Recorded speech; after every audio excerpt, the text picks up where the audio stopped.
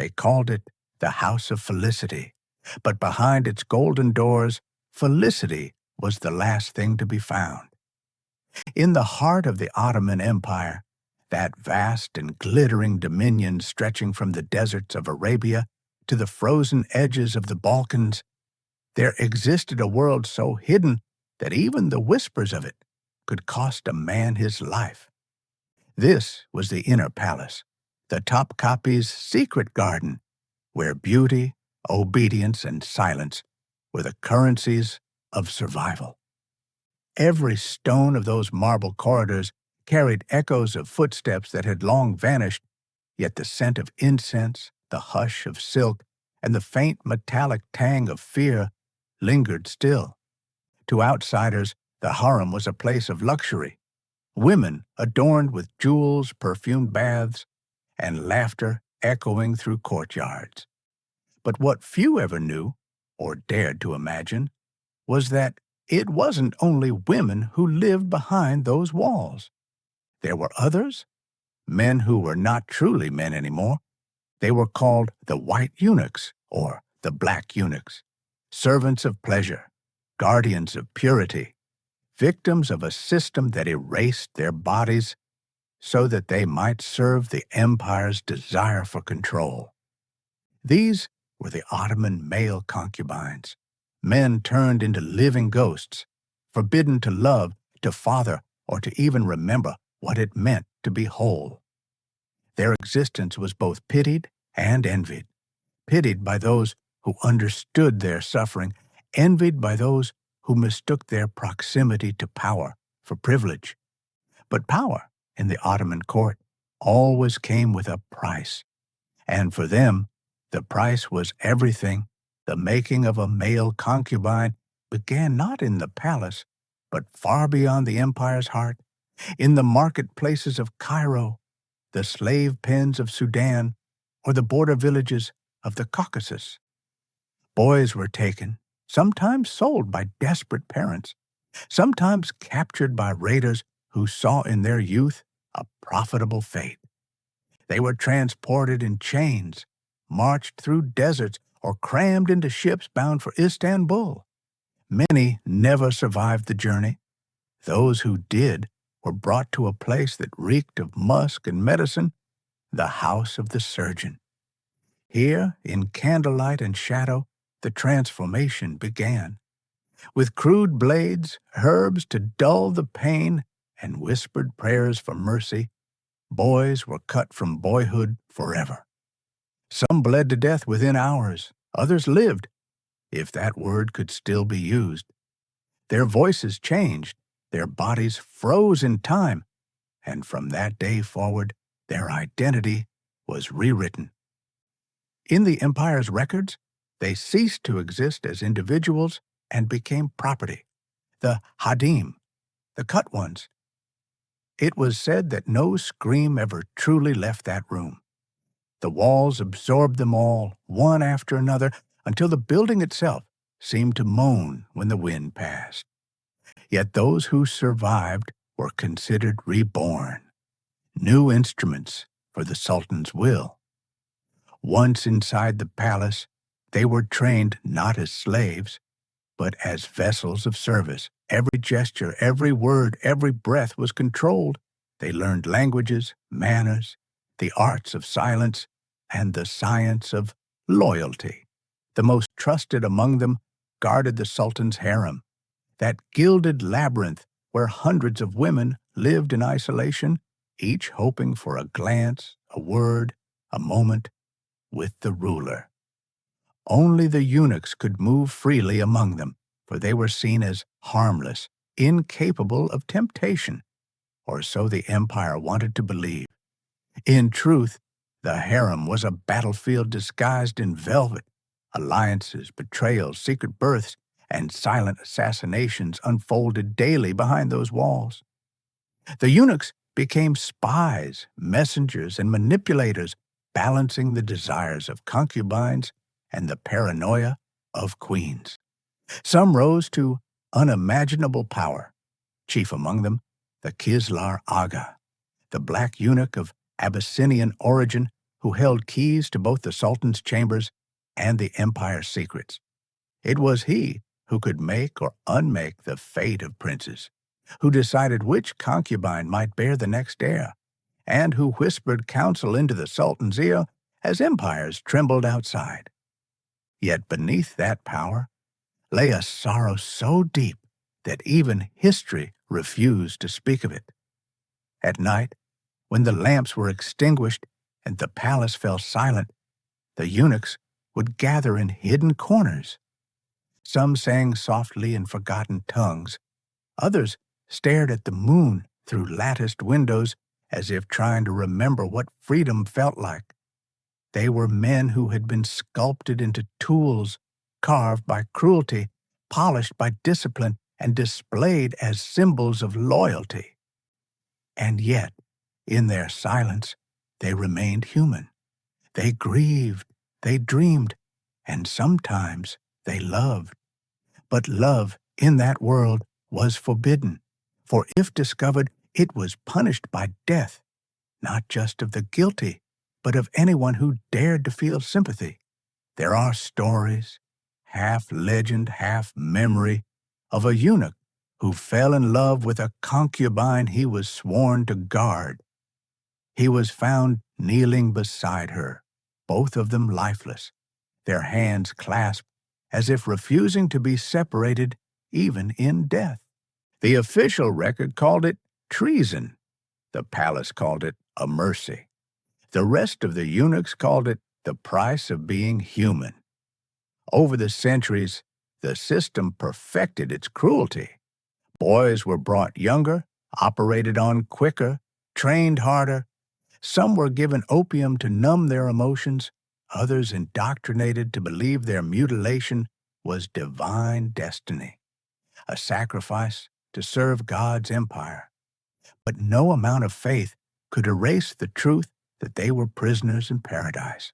Their chambers smelled of jasmine and incense, but beneath the sweetness lay rot, the rot of broken bodies, unspoken pain, and silent endurance. Yet, strangely, they became indispensable. The Ottoman palace could not function without them. They controlled access to the Sultan, managed his correspondence, oversaw the treasury of jewels, and even orchestrated religious pilgrimages. A eunuch might not have a family name, but his word could seal an execution order. The irony of their existence was cruel. The more the empire stripped from them, the more powerful they became. In the end, they were both victims and masters of their world. And while history remembers the sultans who built mosques and waged wars, it forgets the shadows who stood behind them, the voiceless men who made the empire's pulse beat in rhythm with the sultan's desire. As centuries passed and the empire began to decay, the eunuch's dominion weakened. New ideas from Europe, liberty, equality, humanity, began to seep into Istanbul's air. But in the palace, time stood still. The last of the eunuchs watched the empire crumble from within, their gilded prisons turning into empty halls. Some fled. Some took refuge in mosques, whispering prayers to a God who had never answered them. A few lived long enough to see the palace transformed into a museum, tourists wandering through what had once been their world. There is a story, perhaps true, perhaps not, of an old eunuch who, standing before the harem's locked gate, wept quietly as a guide explained to visitors that this was where the Sultan's women lived. "And what of the men?" someone asked. The guide shrugged. There were no men here. The old eunuch smiled through his tears, turned away and whispered, "That's what they wanted you to believe." His voice faded into the marble, another ghost added to the thousands who had come before him. The empire had fallen, but its silence endured, for history may record wars and treaties, but it rarely records the cost of obedience. The suffering that was made normal, the humanity that was turned into ritual. And in that silence lies the truest horror of all, not what was done to them, but how easily the world accepted it as necessary. When the empire began to die, it did not die with a roar, but with a sigh, soft, exhausted, and full of ghosts. The same domes that once gleamed like moons over Istanbul turned pale beneath the weight of time, and the same palace that once decided the fate of nations now echoed with emptiness.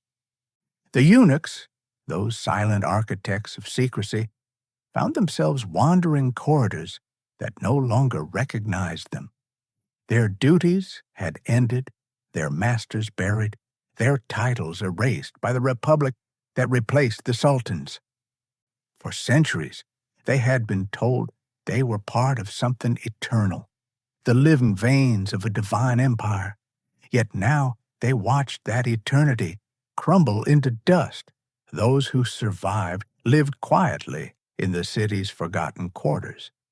Some became caretakers of mosques, some storytellers for coffee houses where no one believed them, and some simply vanished into the narrow streets that smelled of roasted chestnuts and sea salt. The people called them the old servants of ghosts, and perhaps that was what they had become, the last witnesses of a vanished cruelty, walking testaments to what the world chose to forget.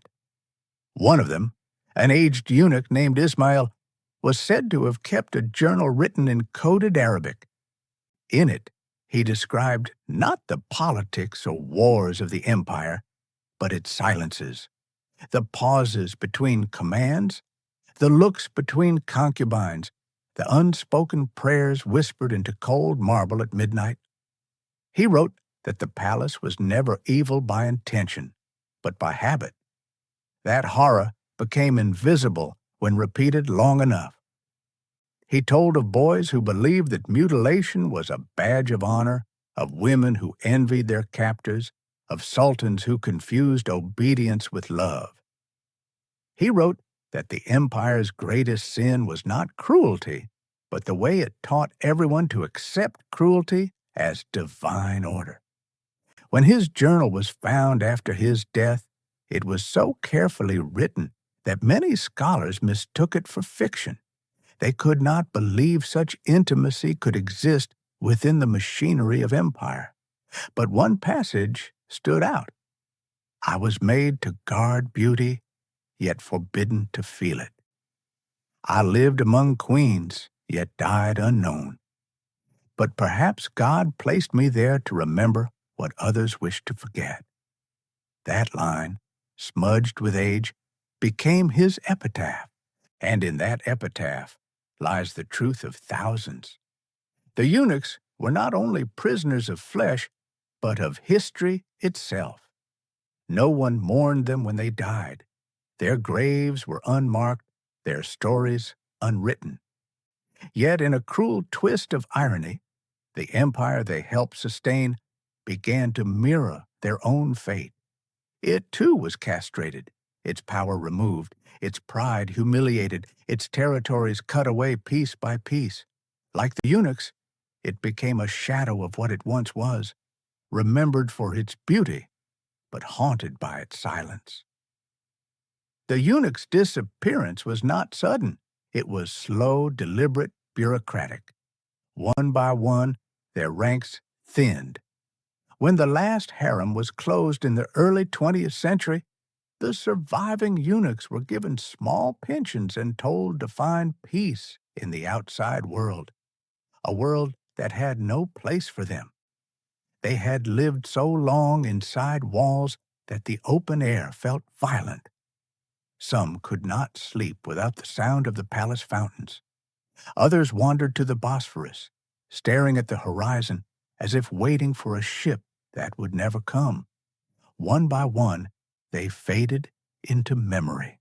And yet, they left behind traces, a forgotten key, a poem carved into a pillar, a scent of oud lingering in the corridors of Topkapi. Modern historians, digging through archives, sometimes stumble upon their names, brief mentions in tax ledgers, funeral records, or imperial decrees. And each name opens a doorway to a story untold. There was Mustafa Agha, who smuggled letters between a concubine and her imprisoned brother, risking death for a single act of kindness. There was Rahman, who memorized the Quran after losing his voice in the surgery and became a silent reciter in the Sultan's private prayers. There was Saleh, who was accused of sorcery because he wept when a concubine died in childbirth. Every one of them lived within the same paradox, trusted more than any man, feared more than any servant, and yet loved by none. The empire's grandeur was built upon their brokenness, but as the world modernized, the old logic that justified their suffering lost its power. What was once called purity began to look like perversion. What was once considered loyalty began to resemble slavery. By the time Ataturk declared a republic, the last of the eunuchs were living relics of a past that everyone wanted to erase. Some journalists tried to interview them, fragile old men in white robes, their hands trembling as they poured tea, but most turned away their faces, ashamed not of what had been done to them, but of how little they had lived beyond it. One such interview survives in a dusty archive. A reporter asked, "Do you regret your life in the palace?" The old eunuch smiled faintly and replied, "How can I regret what I never chose?" Then, after a pause, he added, "But I do regret that I learned to call my chains holy." Those words, quiet and piercing, have haunted every scholar since, for they reveal the final horror of their existence. Not the physical mutilation, not the isolation, but the moral surrender that comes when cruelty is disguised as purpose. And yet, even in that darkness, something human remained. There are reports that every year on the night of the prophet's ascension, a few of the surviving eunuchs gathered at the edge of the old palace gardens. They lit candles and placed them beside the fountain where they once washed before attending the Sultan's prayers.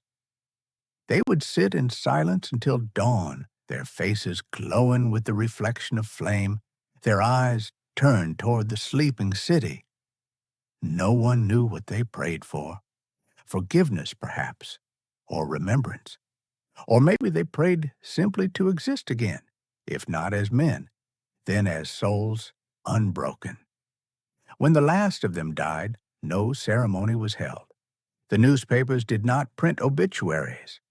But in 1970, when restoration workers cleaned the upper chambers of Topkapi, they found, etched into a wall behind layers of paint, a small inscription in Ottoman Turkish.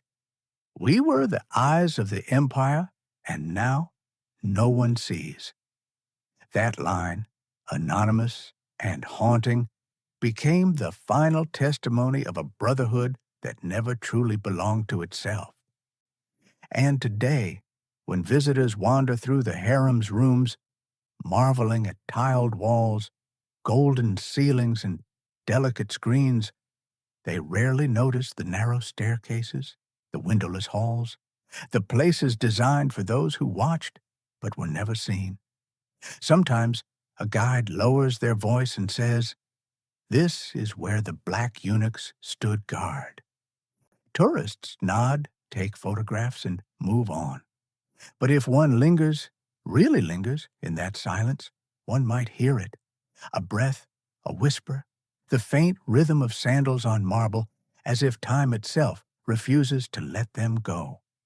History has a strange way of hiding its cruelties beneath beauty. The Ottoman palace still stands, shimmering like a dream, visited by millions who see only its splendor, yet beneath its tiles lie stories carved in pain, stories that remind us that empires are not only built on power and glory, but also on bodies that were never given the chance to speak. Perhaps that is why the legend endures, not as a tale of savagery, but as a mirror. For what happened to them was not unique to one empire. Every civilization, in its hunger for order, has found ways to silence those it deems inconvenient. The eunuchs of the Ottoman court were simply the most perfect reflection of that truth. Human sacrifice hidden beneath ceremony. And so, when night falls over Istanbul and the Bosphorus glitters under the moon, the palace still breathes. The sea wind moves through the same latticed screens, carrying with it the scent of cedar and rosewater. Somewhere within those walls, invisible but present, the ghosts of the eunuchs linger, not as curses, but as witnesses. They do not seek vengeance. They seek memory, for to be remembered is the closest thing they ever had to freedom.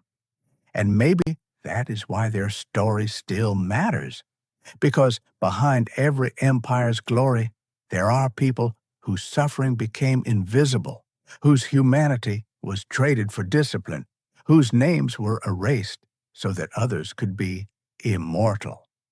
The Ottoman male concubines were not demons or saints.